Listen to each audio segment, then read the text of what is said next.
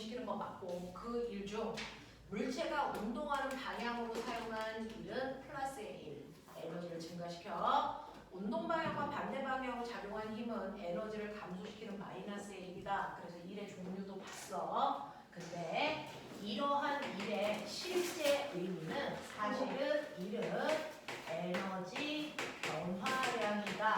이게 고등학교에서는 핵심. 그래서 일을 한 만큼 무조건 에너지를 변해야 돼.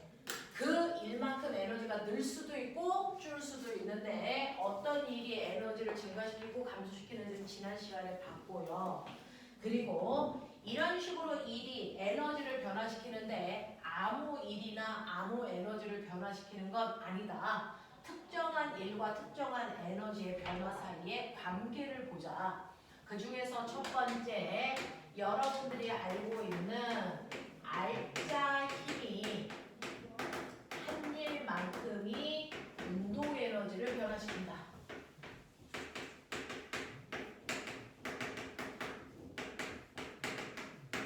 그런가 하면 중력이 한 일만큼이 위치 에너지를 변화시킨다.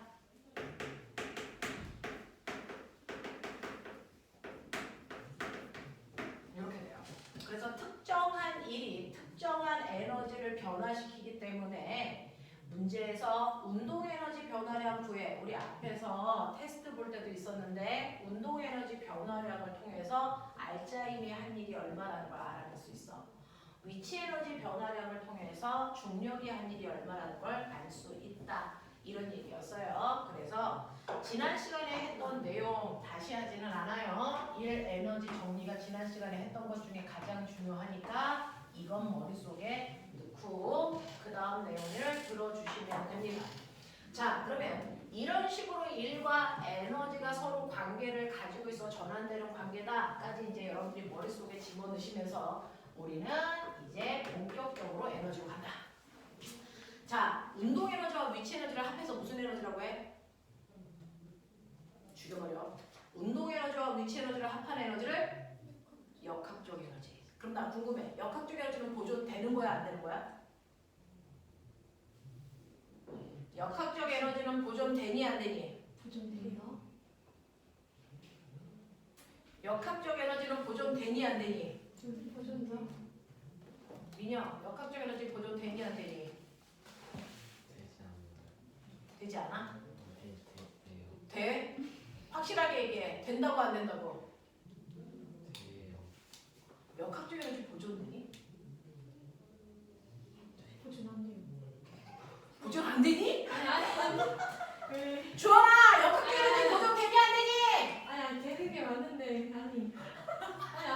되는 게 맞는데 분위기상 아닐 수도 있는 것 같아? 역학적 에너지 보존 안 돼요. 역학적 에너지 보존되니 안 되니? 역학적 에너지 보존되니 안 되니? 안 돼요. 돼 이 새끼야. 역학적 에너지는요 경우에 따라 보존될 때도 있고 안 될 때도 있어요. 역학적 에너지는 보존되는 경우가 있고 안 되는 경우가 있어. 그러니까 역학적 에너지가 항상 보존되는 것처럼 보이는 중학교 3학년 내용에서 매몰돼 있으면 큰일 나. 됐어. 자, 그러면 나 물어볼게. 역학적 에너지는 보존될 때도 있고 안 될 때도 있는데 그러면 에너지는? 보존. 그건 항상 보존돼. 에너지가 항상 보존되는 거고 역학적 에너지는 조건이 있어. 됐어? 그러면 실제로 역학적 에너지라는 건 언제 보존돼? 이게 핵심이야. 언제 보존되니? 라고 하는 걸 답할 수 있어야 돼. 실제로 역학적 에너지는요. 역학적 에너지를 보존시킬 수 있는 힘들만 작용해야 역학적 에너지는 보존됩니다. 그러면 우리가 중학교 3학년 때 역학적 에너지가 보존되기 위해서 어떤 힘만 작용하는 경우를 배웠니? 어떤 경우에 역학적 에너지가 보존됐던 거야? 어떤 힘이 작용하고 있었어 걔한테는? 무슨 힘이 작용하고 있었어? 그리고 무슨 힘은 작용하지 않는다고 늘 얘기했어. 역학적 에너지를 보존시키기 위해서 무슨 힘은 작용하지 않아! 라고 늘 가로치고 써 있었다? 공기죠. 공기죠. 물체와 바닥 사이의 마찰 이런 거 없다라고 늘 줬거든. 왜? 그런 게 있으면 역학적 에너지 보존되지 않아서 그래. 됐어? 그러면 거기에서 공기 저항 없다고 치고 걔는 무슨 힘을 받고 움직였어? 중력. 이거거든요. 그러니 역학적 에너지가 보존되니? 아니요. 조건이 있어요. 인 거예요. 그 조건이 뭐냐면 어떤 힘을 받았느냐에 따라서 역학적 에너지가 보존될 때도 있고 역학적 에너지가 보존되지 않을 때도 있거든요. 그중 역학적 에너지를 보존시키는 힘, 나 물어볼게. 한문 배운다며. 힘을 한문으로 뭐라 그러냐? 력. 그래서 역학적 에너지를 보존시키는 힘을 보존력이라고 불러. 됐어? 그러면 거꾸로 역학적 에너지를 보존시키지 못하는 힘들을 우리가 뭐라 그러냐면 비보존력 이렇게 부른단 말이야. 그러니까 역학적 에너지는 보존력만 작용해야 보존되는데 그 보존력의 대표적인 게 아까 너네가 얘기한 중력인 거야. 근데 중력 말고 두 개 더 있어. 뭘까요? 그렇죠. 탄성력. 하나 더 있어요. 마찰. 회전. 전기. 이렇게 세 개의 힘만 역학적 에너지를 보존시킬 수 있는 유일한 힘이다. 그걸 뺀 나머지 모든 힘은 역학적 에너지를 보존시키지 못합니다. 그래서 그 나머지 힘들에 뭐가 있냐면 그 나머지 힘이 물체와 바닥 사이의 마찰력, 공기 저항력, 그 다음에 부력, 그 다음에 사람이 준 힘, 됐어? 자기력, 이따위 것들이야. 이런 것들이 작용하는 순간 역학적 에너지는 무조건 변해. 무조건 변해. 됐어? 그래서 머릿속에 넣어. 에너지는 언제나 보존되는 게 맞아. 하지만 그 에너지 중 역학적 에너지는 조건이 있어. 보존력만 작용해야 역학적 에너지는 보존되는 거고요. 그 보존력을 뺀 나머지 힘이 작용하는 순간 그 순간부터 역학적 에너지는 무조건 변한다. 되겠어? 그래서 여러분들 중학교 3학년 때 늘 보존력 중에 중력만 작용시키기 위해서 공기저항 없어! 라는 얘기를 한 거야. 그래서 공기저항 없어! 라고 하는 그 순간 아 비보존력은 작용하지 않아. 그래서 역학적 에너지 보존돼. 우린 습관적으로 그렇게 인지하게 훈련받는 거란 말이야. 되겠어? 자 그러면 이러한 보존력만 작용하는 공간 중 나도 중학교 3학년 때처럼 중력만 작용하는 공간에서 물체의 역학적 에너지가 보존될 때 어떤 문제를 어떻게 풀어야 되는지를 먼저 보여줄게. 됐어? 자, 그래서 보존력 중에 대표적인 중력만 작용하게 하려고 여기 대표적으로 뭐가 있냐면 롤러코스터가 이렇게 있는 거야, 아마야.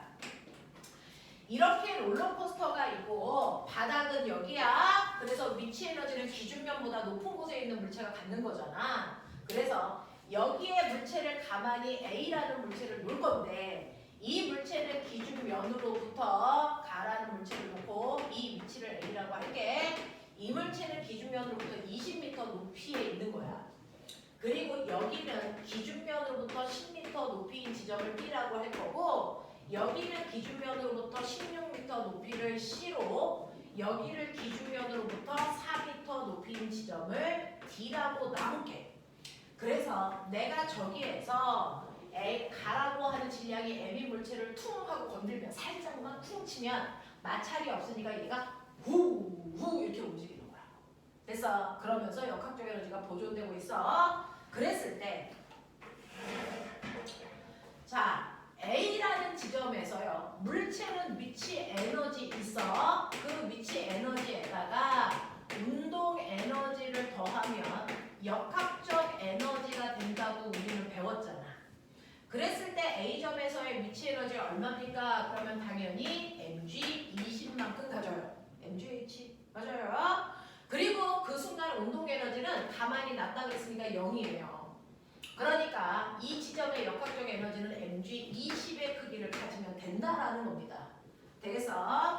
자, 그러면 얘가 이제 굴러 내려가면서 B 지점도 지나고 C 지점도 지나고 D 지점도 지날 거야. 그랬을 때 A점에서의 역학적 에너지가 mg20이니까 B 지점에서의 역학적 에너지도 mg20, C에서도 mg20, D에서도 mg20이라는 같은 크기의 그래서 역학적 에너지를 가져야지. 역학적 에너지가 보존되는 공간이니까. 근데 그 중에서 B에서의 위치 에너지가 얼마인 줄 알아? 불러. B에서의 위치 에너지. 불러. MG10. 그렇죠. mg10이에요. 그럼 이 순간 운동 에너지가 얼마니? MG10. mg10이죠. 그래야 합쳐서 mg20 되잖아요. 그러니 운동 에너지라는 건 속력이 없어도 구할 수 있어요.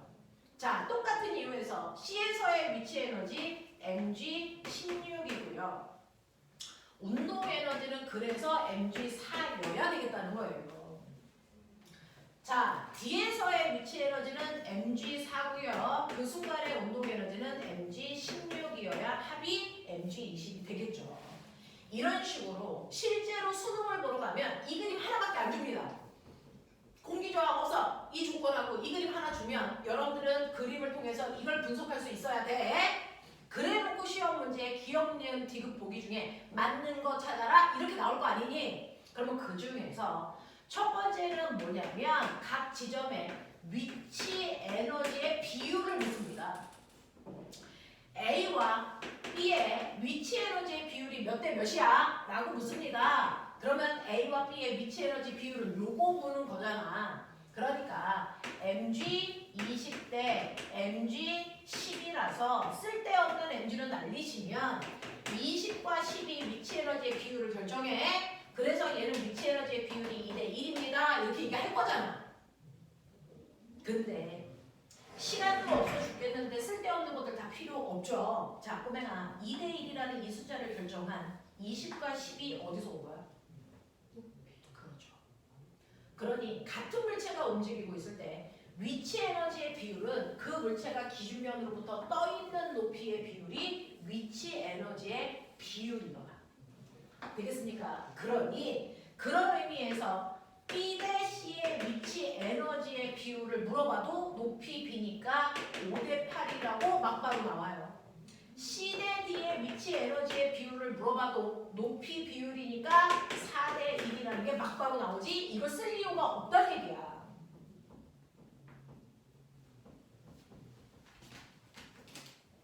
그러면 또 다른 거 그러면 이 순간에 꼬맹아 운동 에너지의 B는 얼마니? 이것도 묻겠지. 그중 A는 운동 에너지가 없으니까 B 대 C의 운동 에너지의 B가 얼마니? 라고 하면 요거 묻는 거잖아. 요거. 그러니 얘는 mg10 대 mg4야. 그래서 쓸데없는 거 날리시면 얘는 10대 4니까 5대 2예요 라는 얘기를 할 거잖아. 하지만 여기까지 오는 이 과정도 다 무시하고 싶어. 자, 운동 에너지의 B가 5대 2라는 걸 알려주는 10과 4의 숫자는 어디서 올게요? 안 들려? 그렇죠. 실제 물체가 갖는 속도가 0일 때 최고 높이에서 돼서 물체가 내려오면서 위치 에너지가 감소해서 운동 에너지가 된 거예요. 그러니까 감소한 위치 에너지, 다시 말해서 낙하한 거리가 운동 에너지를 얘기해. 낙하한 거리가 운동 에너지란 말이야. 얘는 10m 낙하했어. 얘는 4m 낙하했어. 얘는 16m 낙하했어. 이게 곧 운동 에너지가 된다고요. 그래서 B 대 C의 운동 에너지의 비율이 5대 2고요.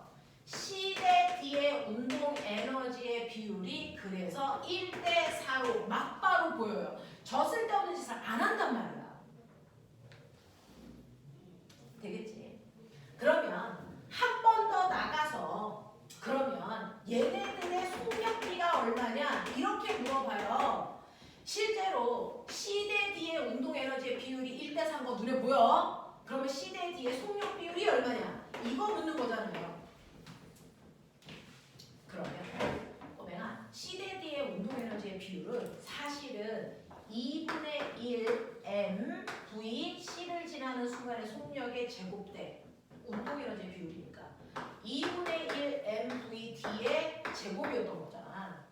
그게 1대 4라는 건데 2분의 1 m, 2분의 1 m 똑같으니까 지우면 사실은 운동 에너지는 그 점을 지나는 순간의 속력의 제곱 비율을 얘기한 거다.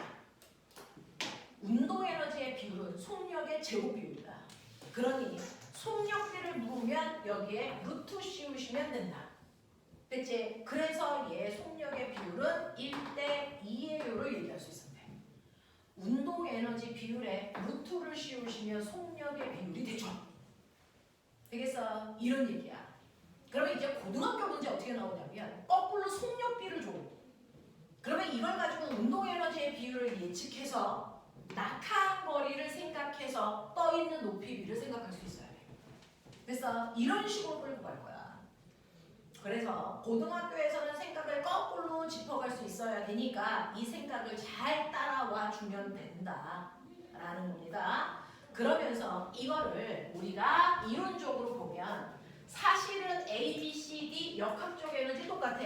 걔네들의 역학적 에너지가 이 빨간 돼서 막대 그래프 길이만큼이 역학적 에너지야.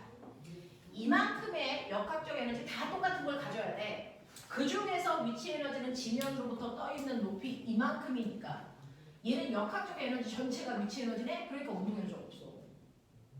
그죠? 자, B는요. 빨간색만큼이 역학적 에너지였는데 그 중에서 가지고 있는 위치 에너지는 노란색 요만큼이야. 그러면 위치 에너지를 뺀 나머지 요만큼이 운동 에너지가 아닐 수가 없다는 얘기야. 맞지? 자, 역학적 에너지는 빨간색 전체 높이여야 된다고요. 근데 그 중에서 위치 에너지가 기준면으로부터 떠 있는 노란색 막대 요만큼이니까 자, 그때 차이가 나는 나머지 보라색만큼이 운동 에너지의 크기인 게 맞아요. 되겠어? 이런 식으로요. 이런 식으로 여러분들 이해해 보셔도 됩니다. 이런 식으로 위치 에너지와 운동 에너지가 완벽하게 보존되는 역학적 에너지 보존되는 공간에서는 속력이 0인 최고점의 높이만큼의 위치 에너지가 그래서 전체 역학적 에너지랑 같고 그 중에 나머지 위치 높이에서의 위치 에너지가 위치 에너지의 비율 그리고 낙하한 높이 최고점으로부터 낙하한 높이가 운동 에너지의 비율이 된다. 그 운동 에너지의 비율에 루트 씌우시면 속력비도 할 수 있다. 되겠습니까? 이게 첫 번째 여러분들이 기억해둬야 되는 사고다. 되겠어? 자, 그래서 이런 식으로 그림을 보면 그 안에서 운동 에너지, 위치 에너지의 개념을 잘 잡을 수 있게끔 사고하시는 겁니다. 일일이 계산하는데 시간 낭비하면 대학을 갈 수가 없어요. 수능에서는 한 문제를 푸는데 1분 30초 이상을 들일 수가 없어요. 그래서 30분 안에 20문제를 완벽하게 풀어서 OMR 카드 작성까지 해야 되기 때문에 한 문제당 1분 30초입니다. 그러니까 쉬운 문제들, 문제 수능에도요. 난이도가 상중하가 있잖아요. 그러니까 하위 문제는 문제 읽으면서 바로 체크해서 30초 안에 끝내버려야 돼. 그래야 상위권 문제, 어려운 문제들을 2분 정도 시간을 할애할 수 있다고요. 그래서 이렇게 갑니다. 그래서 이 정도는 바로 읽으면서 체크하고 넘어갈 수 있게끔 하자 인 거죠. 그래서 역학적 에너지가 전환되는 거 우리 알겠는데 그러면 역학적 에너지가 보존된다는 얘기는 얘네들은요. 낙하하면서 감소한 위치 에너지를 그대로 운동 에너지로 전환시켜줘요. 그래서 올라가면서 운동 에너지가 줄어든 만큼 그대로 위치 에너지를 만들기 때문에 역학적 에너지를 보존시킬 수 있는 유일한 힘들입니다. 되겠냐? 자, 그러면서 우리가 알고 있는 앞으로는 역학적 에너지라고 하는 거 그거는 운동 에너지에다가 위치 에너지를 더하는데 고등학교에서는 위치 에너지라는 용어를 위치 에너지라고 안 하고 다른 말로 써요. 고등학교에서의 위치 에너지는 위치 에너지라고 안 하고 뭐라고 합니까? 포텐셜 에너지라고 해요. 포텐셜 에너지는 여러분들 지난 시간에 얘기한 것처럼 포텐셜은 무슨 뜻이야? 가능성, 잠재된. 그래서 포텐셜 에너지는 운동 에너지로 바뀔 잠재된 에너지라는 뜻입니다. 그래서 포텐셜 에너지는 운동 에너지로 전환되는 잠재된 에너지를 위치 에너지라고 했던 거예요. 이러한 위치 에너지에는 사실은 세 가지가 있다. 그 중에서 중학교 3학년 때 배운 중력이 만든 위치 에너지를 우리가 중력 포텐셜 에너지라고 불렀던 거예요. 그래서 중학교 4학년 때 배우는 위치 에너지는 중력이 만든 위치 에너지라서 중력 포텐셜 에너지라고 해요. 사실은 바닥에 기준면에 질량이 m인 물체가 있으면 얘는 기준면에 있으니까 위치 에너지가 없단 말이야. 근데 이걸 사람이 힘을 줘서 들어서 이 높이까지 들어 올릴 겁니다. 그러기 위해서 사람은 일을 해야죠. 자, 그러면 사람이 해준 일은 얼마니? 해준 일은 힘 곱하기 거리잖아요. 그럼 이 물체를 들어 올리기 위해서 필요한 최소한의 힘은 mg 물체, 무게만큼의 힘이 최소한으로 필요한 힘입니다. 그래서 그 힘으로 얼마만큼 이동시켰냐면 h만큼 이동시켜 사람이 이 물체한테 mgh만큼의 일을 해주면 물체는 그 일을 받아 에너지가 생깁니다. 그 에너지가 바로 중력 위치 에너지입니다. 그래서 중력 위치 에너지는 사람이 물체를 들어 올릴 때 중력이 한 일을 구하는 식과 같은 식이 중력 위치 에너지 구하는 식입니다. 이렇게 된 거야. 되겠어? 되겠어? 네. 그래서 아까 말씀드렸습니다. 중력이 한 일만큼 위치 에너지는 바뀐다고요. 되겠어? 이런 식으로요. 중력 포텐셜 에너지 구하는 식의 mgh는 사실은 중력의 한 일만큼이 중력 때문에 위치 에너지가 발생하기 때문이다. 그래서 중력 포텐셜 에너지 구하는 식이 mgh였다라는 얘기입니다. 자, 근데 이러한 포텐셜 에너지는 중력 포텐셜 에너지 말고 두 개가 더 있어요. 그게 바로 뭡니까? 용수철이 만든 탄성 포텐셜 에너지와 전기력이 만든 전기 포텐셜 에너지. 이렇게 위치 에너지는 세 종류가 있는데 저 세 개 어디서 봤다? 어디서 봤냐? 저 세 개 어디서 봤냐? 이 세 개의 정체가 뭐냐? 보존력이죠. 그래서 이 보존력은요. 위치 에너지를 만들어 그만큼 운동 에너지로 전환시킬 수 있는 능력이기 때문에 얘가 바로 역학적 에너지를 보존시키는 보존력입니다. 그래서 그 보존력 세 가지가 포텐셜 에너지 만들 수 있다라는 거. 그 중에서 전기 포텐셜 에너지는 전기학 시간에 가르쳐 드릴게요. 그래서 다음 주에 가르쳐 드릴게요. 그래서 역학에서는 이 두 가지 포텐셜 에너지만 먼저 배운다. 이 두 가지 포텐셜 에너지만 먼저 배운다. 그 중에서 중력 때문에 생긴 중력 포텐셜 에너지는 여러분들 알고 계시고요. 탄성 포텐셜 에너지요. 이거 용수철이 만드는 거죠. 되겠어? 자, 그래서 탄성 포텐셜 에너지 여러분들 기억하셔야 되는데 그 중에서 용수철이 가지고 있는 특징이 있습니다. 용수철은 외부에 힘을 줘서 당기는 만큼 늘어납니다. 그래서 물체를 내가 1kg짜리 매다니까 A라는 용수철은 10cm 늘어나. 그러면 이 용수철은 1kg가 아니고 2kg짜리를 매달면 정확하게 2배 늘어나. 20cm. 3kg짜리를 매달잖아. 그러면 1kg에 비해서 정확하게 3배 늘어나. 30cm. 그쵸? 이게 용수철의 특징이죠. 그래서 용수철은 외부에 작용하는 힘의 크기와 늘어난 길이는 정확하게 비례한다. 됐습니까? 이게 용수철이 가지고 있는 특징이야. 이 특징을 돼서 우리가 그래프로 그리면 용수철에 작용하는 탄성력과 용수철이 변형된 길이 사이에는 정비례 관계가 있어요. 이런 얘기죠. 되겠어? 그래서 용수철은요. 늘어난 길이를 통해서 그 물체를 잡아당기는 힘이 얼마인지 거꾸로 알 수 있어요. 라는 얘기입니다. 1kg짜리 10N의 힘을 주면 10cm 늘어나. 20N의 힘을 주면 20cm 늘어나는 용수철이야. 그렇다면 그 용수철이 30cm 늘어났다면 당연히 30N의 힘을 주고 있다는 뜻이잖아. 이런 것들이 가능해서 용수철은 힘의 크기를 측정하는 정보입니다. 근데 문제가 있죠. A라는 용수철은 이래. A라는 용수철은 1kg짜리인 10N의 힘을 줘서 당기면 10cm 늘어나는 성질을 가지고 있는 게 A라는 용수철이야. 근데 그 옆에 더럽게 두꺼운 용수철이 있단 말이야. 이따시만하게 두꺼워. 이따시만하게 두꺼운 B라는 용수철에 똑같이 10N짜리 물체를 매달면 늘어난 길이가 같을까? 이거 달라. 됐어. 얘는 겨우 2cm 늘어나도 끝이야. 같은 크기의 힘을 줬는데 용수철마다 늘어나는 길이가 다 달라서 누구는 작은 힘으로 확 늘어나게 하는데 누구는 힘을 조금 주면 늘어난 길이도 조금이 내가 있단 말이야. 그렇다면 우리 우리가 쓰고 있는 이러한 샤프에는 조금만 힘을 줘도 잘 변형되는 A 같은 용수철이 들어있는 게 쓰기 편해. 근데 자동차 의자에 있는 용수철은 우리가 앉아서 조금만 힘을 줘도 걔가 잘 줄어들어서 똥꼬가 땅바닥에 닿으면 그래서 내 자동차가 갈 때 엉덩이 쓸리겠죠. 그러니 그런 자동차에는 잘 변형이 되지 않는 이런 단단한 용수철을 넣어야 된단 말이야.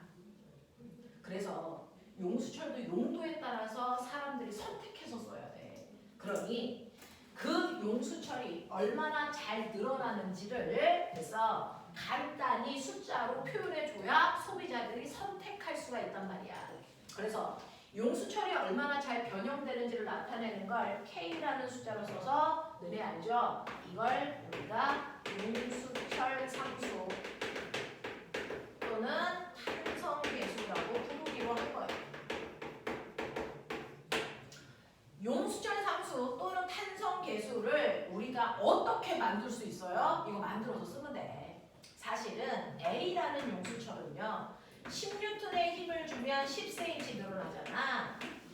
그러면 이 용수철을 1m 늘어나게 하기 위해서 몇 N의 힘을 줘야 되니? 이 얘기예요. 그럼 10cm보다 1m는 지금보다 10배 길게 늘어나야 되거든요. 그러면 힘도 10배 큰 힘을 줘야 됩니다. 힘과 늘어난 길이는 비례하니까. 그래서 얘는 100N의 힘을 주면 1m 늘어나는 거구나. 그러니 A라는 용수철의 용수철 상수는 100Nm/m입니다. 1m 늘어나는데 100N의 힘이 필요합니다. 이렇게 표현한 게 A의 용수철 상수예요. 그러면 B라는 용수철의 용수철 상수는요. B는요. 보신 것처럼 똑같이 10N의 힘을 주면 겨우 2cm 늘어나잖아. 그러니까 B라는 용수철을 1m 늘어나게 하려면 지금보다 50배 길게 늘어나게 해야 돼. 그러니까 힘도 50배 큰 힘을 줘야 되는 거라서 500N의 힘을 줘야 된다. 이런 얘기야. 그러니까 용수철 B의 용수철 상수는 500Nm예요. 이렇게 쓰면 되죠. 그러면 A라는 용수철의 용수철 상수는 겨우 100이었는데 B라는 용수철은 500이네. 용수철 상수가 클수록 똑같이 늘리기 위해서 힘을 더 많이 줘야 된다. 잘 안 늘어나는 용수철이라는 뜻이야. 그래서 이 용수철 단단해. 안 늘어나. 얘는 쉽게 잘 늘어나. 이런 뜻이야. 되겠냐? 그래서 우리는 각각의 용수철의 용수철 상수를 알면 거꾸로 그 용수철의 용수철 상수에다가요 늘어난 길이를 곱하면 그 용수철에 작용하는 현재 힘의 크기인 탄성력을 구할 수도 있어요. F는 KX. 예를 들어서 A라는 용수철의 상수에 A가 늘어난 길이를 곱하면 A가 받는 탄성력을 구할 수 있어. A의 용수철 상수는 100Nm/m고 어떤 이름 모를 물체를 매달았더니 늘어난 길이가 10cm야. 그러면 늘어난 길이는 10cm인데 여기다가 10을 집어넣으면 병신이라고 해. 왜? 용수철 상수 단위가 미터니까 변형된 길이도 미터로 넣어야 계산이 되는 거야. 되겠어? 그래서 얘는 변형된 길이가 10cm가 아니고 0.1m예요. 이렇게 넣어야 돼. 그래서 계산해 보시면 이때 작용한 힘이 10N이라는 게 바로 나오죠. B의 용수철 상수가 500입니다. 500Nm/m고 자, 어떤 이름 모를 애를 매달았더니 늘어난 길이가 2cm입니다. 2cm라는 건 0.02m니 집어넣어서 계산하시면 얘 10N의 힘을 받고 있구나를 알 수 있는 거예요. 되겠어? 그래서 머릿속에 넣으셔야 됩니다. F는 KX. F는 KX. 앞으로는 용수철 상수와 변형된 길이를 통해서 그 용수철에 작용한 탄성력을 계산할 거다. 그러니 앞으로는 이렇게 탄성력을 나타낼 때 탄성력 F로 써도 되지만 사실은 이거 KX로 써도 똑같은 거다. KX. 됐지? 그래서 용수철과 탄성력과 변형된 길이 사이의 관계, 그래서 비례 관계가 있고요. 이때 세로축이 탄성력, 가로축이 변형된 길이. 그랬을 때 보면 이때 이 그래프의 기울기가 뭐냐? 찾아갈래. 기울기가 뭘 것 같아?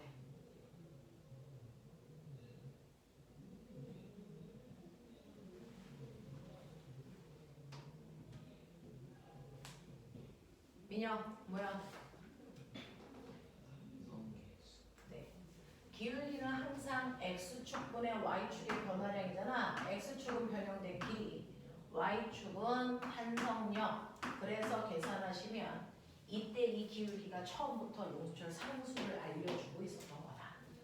용수철 상수를 알려주고 있었던 거다.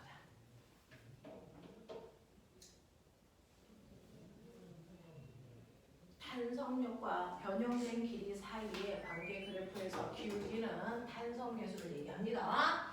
자, 그래서 이과에서 상위권 친구들은 그래프를 분석할 수 있어야 된다 그랬고요. 그러면 이 그래프의 면적은 뭘 얘기할까? 생각.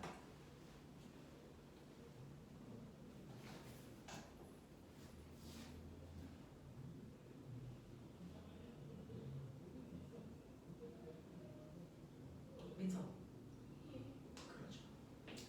면적은요, x축 곱하기 y축인데 x축은 힘이고요, 아니 y축은 힘이고요, x축은 그 힘으로 밀고 간 거리입니다. 그래서 이 면적은 용수철을 잡아당기면서 물체가 한 일이야.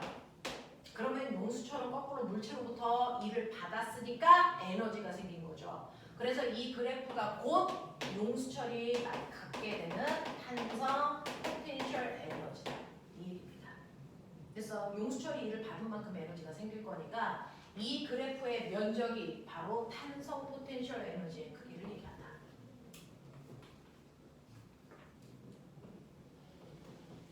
그렇다면 우리가 중력 포텐셜 에너지를 구하는 식은 mgh, 탄성 포텐셜 에너지 구하는 식은 이제 네가 만들어. 불러. 얼마냐? 어떻게 구하면 되냐? 식 만들어. 삼각형이니까 2분의 1. 그쵸? 불러. 2분의 1. 그렇죠. kx 제곱. 이거 x, 이거 kx. 여기서 이 얘기야. 다시 말해서 2분의 1 fx죠. 탄성력 곱하기 변형된 길이를 절반으로 나누시면 되니까. 그래서 2분의 1 fx가 떠오르는 2분의 1 kx 제곱으로 계산하면 된다. 그래서 탄성 포텐셜 에너지 구하는 식이 2분의 1 kx 제곱.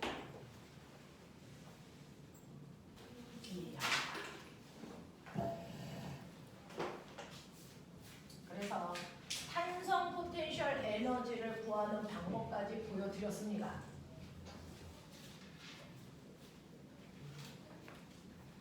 그러면 우리요, 여기 물체가요, 기준면으로부터 20m 높이의 물체가, 질량이 m인 물체가 있어요.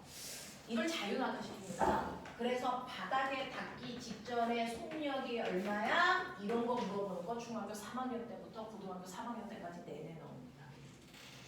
자, 이 물체가 지면에 닿기 직전 속력이 얼마입니까? 라고 하면 물체가 최고점에서 가만히 있다가 밑으로 떨어지면 물체가 가지고 있는 모든 위치 에너지가, 그래서 지면에 닿기 직전이니까 운동 에너지로 뭐 되는 거냐면 전환되고 있는 거죠.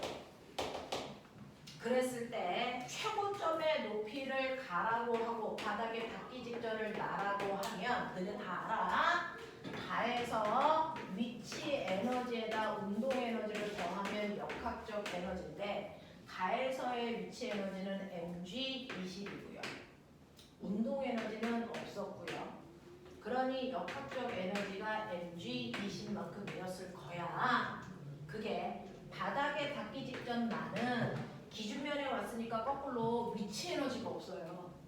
그러면 그 모든 게 됐어 운동 에너지로 바뀌어서 역학적 에너지가 돼야 되는데, 역학적 에너지는 보존되니까 mg20이거든요. 그러니까 위치 에너지, 아까 얘기한 것처럼 낙하한 모든 것들이 운동 에너지가 된 거죠. 이렇게 돼요. 그러니 최고점에서의 위치 에너지와 바닥에서의 운동 에너지 크기 같겠네. 그래서 바닥의 운동 에너지 크기 이건데, 이때 속력이 얼마냐 그랬으니까 이때 운동 에너지는 2분의 1 mv 제곱으로도 계산할 수 있어. 이거 두 개 같으면 돼. 이런 얘기잖아요. 그러니 바닥에서의 속력은 v 날리시면 됐죠? 바닥에서의 속력은 루트 2gh 로 계산하면 되죠. 이 h는 나타나는 거리다. 됐어. 자, EGH로 우리는 바닥에서의 속력을 계산할 수 있으니 얘는 2 곱하기 중력 가속도 곱하기 낙하 거리. 그래서 20m 낙하하면 바닥에 닿기 직전 속력이 20이었다는 뜻이구나. 이런 거 해결. 되겠죠? 이런 거 해결.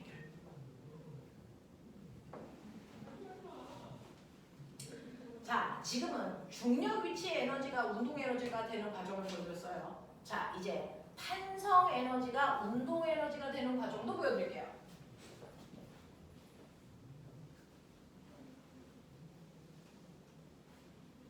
자, 그러면서 탄성 에너지로 가기 전에 꼬맹아 요거 하나 해줘. 자, 얘요. 떨어져서 바닥에 닿기 직전은 온전히 위치 에너지가 운동 에너지 다 바뀐 거잖아. 그러지 말고 한 중간쯤 얘 높이 5m 낙하해서 땅으로부터 15m 지나는 순간 이속력도 구해줘. 후에까지 15m 높이 지나가요. 저때 속력 얼마예요? 구해주세요.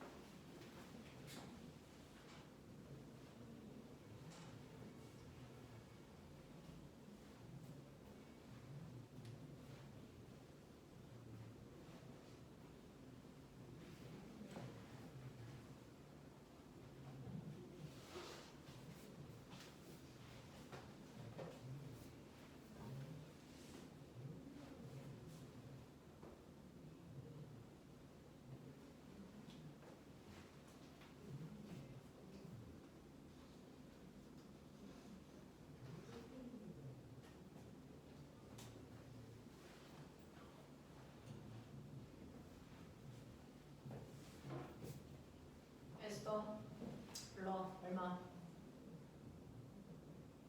10m3 얼마? 10m3 10노트 3? 불러요. 아직 저 안 보여봤어.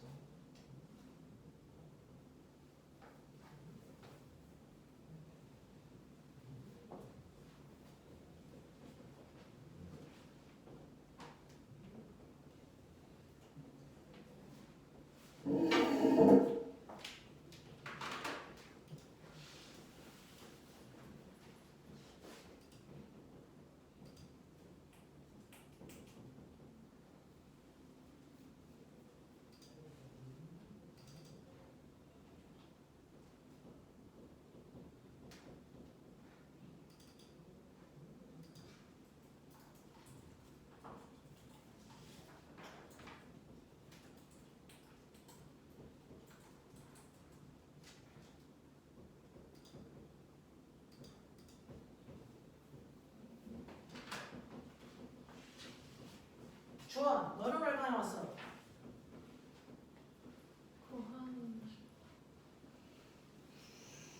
한 문제를 100년 걸려서 풀면 되겠어? 민서 얼마 나왔어? 10노트 3. 언니랑 합의 보면 그게 답인 건 맞는 거야, 이년들아? 자, 보자. 그래도 가능성은 커졌어. 민혁 얼마 나왔어? 미친 연놈의 새끼들이 진짜! 자, 봐. 여기 최고점이 가. 여기 이제 중간에 나라고 하자. 그래도 우리는 할 수 있는 게 뭐냐면 가에서의 위치 에너지와 운동 에너지를 더한 역학적 에너지가 나에서도 똑같아. 이런 얘기거든요. 가에서의 위치 에너지 mg20이고요. 운동 에너지 없었으니까 역학적 에너지 mg20. 그럼 나도 mg20. 아까 했던 거 똑같이. 그랬을 때 위치 에너지는 mg 얼마냐면 15니까 운동 에너지는 mg 5만큼의 운동 에너지를 가져. 그래서 그 mg5에 해당되는 이 순간의 속력이 얼마니? 라고 했으니 2분의 1 mv 제곱으로 계산하면 된다 그랬어.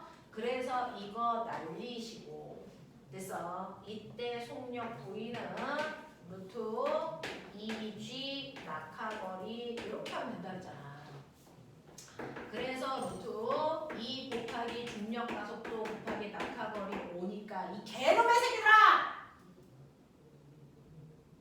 루트 3은 어디서 나온 거야? 저거를 10으로 했어요. 어디 왜? 낙하거리가 5라고 대놓고 줬는데 이런 썩을 연놈의 새끼들이 정말. 그래서 이때 속력 10입니다 라고 가야지.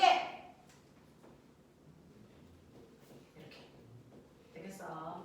자, 운동에너지에 해당되는 위치 에너지의 크기가 mgO야. 이 mgO와 같은 순간에 운동에너지를 만들어서 속력을 구하는 거야. 이렇게 계산하는 문제들을 기억해 두시면 돼요. 자, 이제 한 5분밖에 안 남아서 선생님이 조금 빠른 속도로 탄성 에너지 마무리해 드릴게요. 이런 식으로 지금 선생님은 중력 포텐셜 에너지가 운동 에너지 되는 거 보여줬잖아. 요번에는 탄성 에너지를 운동 에너지로 전환시키는 문제들도 나와. 실제로 용수철이 이렇게 있다. 이 용수철의 용철 상수는 K라고 줄 거야. 그래서 그게 뭐 200Nm/m든 뭘 이렇게 줄 거야. 그리고 여기에 바닥에 마찰이 없는 곳에 AM이라는 질량을 갖는 A라는 물체를 매달아놓은 거야. 그래놓고 이 물체가 원래 용출이 늘어나기 전의 상태를 O, 이걸 멋진 말로 평형점이라고 해. 거기서부터 용수철을 잡아 당길 거야. 그래서 열나 용수철을 늘어나게 했겠지. 그래서 용수철이 L만큼 늘어났을 때 이 위치를 우리는 P라는 이 위치를 우리가 뭐라고 할까요? 이 위치를 가라고 할까요? 자, 그러면 내가 이 지점에서 손을 놓으면 얘는 다시 제자리로 훅 끌려가. 됐어. 그래서 가에서 요 지점으로 갈 거야. 이때도요. 물체와 바닥 사이에 마찰은 없고 탄성력만 작용하니까 역학적 에너지 보존되는 거 맞습니다. 그러니 이때 탄성 위치 에너지에다가 운동 에너지를 더한 값이 역학적 에너지인데 역학적 에너지 보존돼야 됩니다. 맨 처음에 가 지점은 잡아당겨서 순간 가지고 있는 거니까 속력은 없어. 운동 에너지는 0이지만 탄성 에너지는 있어. 2분의 1 K 늘어난 길이를 L로 하라 그러니까 L 제곱만큼 탄성 에너지죠. 그래서 탄성 에너지다 운동 에너지를 더한 값이 역학적 에너지니까 역학적 에너지가 2분의 1 K L 제곱만큼이 있어. 그랬다가 손을 놔서 원래 자리로 돌아가는 순간도 역학적 에너지는 여전할 텐데 원래 자리인 평형점으로 돌아가면 용수철은 늘어난 길이가 하나도 없어. 제자리로 돌아갔으니까. 그럼 탄성 에너지는 0이겠지. 그러면 이 순간 얘가 가지고 있는 모든 탄성 에너지가 운동 에너지로 전부 바뀌어서 이때 운동 에너지의 크기가 2분의 1 L 제곱만큼의 크기에 해당되는 운동 에너지를 가져야 돼. 그러면 그 크기에 해당되는 속력이 얼마니? 이 크기와 똑같은 운동 에너지를 만드는 속력이 얼마니? 이거 묻는 거잖아. 되겠어? 그러면 여러분들은 2분의 1 mv 제곱과 같은 크기의 2분의 1 LKL 제곱이니까 이때 속력은 지우시면 됐죠? V 값은 언제나 루트 m분의 KL만큼 가져요. 이런 얘기입니다.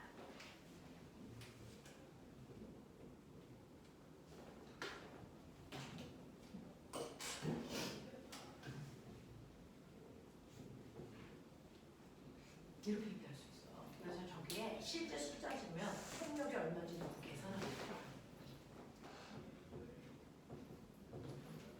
근데 만약에 얘가 중간쯤 왔다고 치자. 원래 그렇게 돌아온 게 아니고 중간쯤 왔어. 여기를 나라고 할 거야. 여기는 늘어난 길이가 L이었다가 반 돌아와서 2분의 L 남아있은 이 지점을 지날 때 속력 얼마야? 이런 얘기를 하는 거야. 그러면 그 중간인 나지 정도 역학적 에너지는 여전히 2분의 1 KL 제곱이어야 돼. 근데 탄성 에너지가 절반 남았으니까 2분의 1 K 늘어난 길이 2분의 1 L 제곱 요게 남아있는 탄성 에너지야. 그러면 남아있는 탄성 에너지를 계산해 보시면 얘는 8분의 1 K L 제곱이어야 돼요. 근데 이걸 더해서 2분의 1 K L 제곱이 돼야 되니까 운동 에너지는 8분의 3 K L 제곱의 크기가 돼야 되는 거야. 그래서 애들이 제일 헷갈리는 게 뭐냐면 용수철을 잡아당겼다가 놔서 반쯤 돌아가는 순간에 탄성 에너지와 운동 에너지의 비율이 몇 대 몇이니? 그럼 반 돌아갔으니까 탄성 에너지와 운동 에너지의 크기 비율이 1대1 같은데 1대1이 아니고 1대3입니다. 그쵸? 변형된 길이가 절반으로 돌아오면 그래서 마치 나머지 탄성 에너지와 운동 에너지 사이의 관계가 1대3인 것 같아요. 아니 1대1인 것 같아요. 근데 그렇지 않습니다. 1대3입니다. 그래서 이걸 맨날 수능에서 물어본다.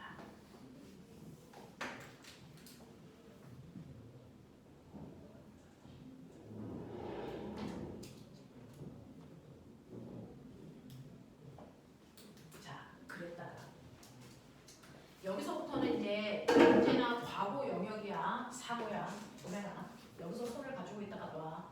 그러면 얘가 탄성 에너지가 운동 에너지로 바뀌어. 운동 에너지로 바뀌면서 점점 갈수록 운동 에너지가 점점 커져. 그건 뭐야? 점점 속도가 빨라진다는 얘기야. 그랬을 때 원래 평형적으로 왔을 때 운동 에너지가 제일 커져. 속도가 제일 빨라져. 그래서 손을 놓으면 끌려가면서 속도가 점점 빨라져. 원래 위치에 오면 속도가 최대야. 그럼 여기서 멈춰 안 멈춰? 못 멈춰. 그래서 속도가 너무 빨라. 운동 과정 때문에 못 멈춥니다. 그럼 어떻게 돼요? 그냥 계속 가. 반대편으로 간다고요. 그러면 이 반대편으로 오는 그 순간부터 용수철은 압축되니까 물체의 운동 방향과 반대 방향 탄성력이라는 힘이 작용해. 그래서 얘는 속도가 점점 줄면서 가는 거야. 언제까지가? 다시 속도가 0이 되는 그 지점까지 가겠지? 그랬을 때 여기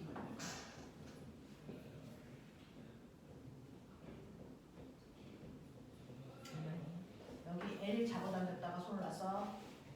그래서 반대편까지 가. 운동 가속이 너무 커서 언제까지? 이게 뭡니까? 그거요. 탄성 에너지가 운동 에너지 다 바뀌었죠. 그 운동 에너지가 다시 탄성 에너지로 다 바뀔 때까지 가겠죠. 그래야 속도가 0 되겠죠. 그러니까 이 길이로 안 될까요? 그 운동 에너지가 똑같은 탄성 에너지를 들면 똑같이 압축돼야 되죠. L만큼 압축됩니다.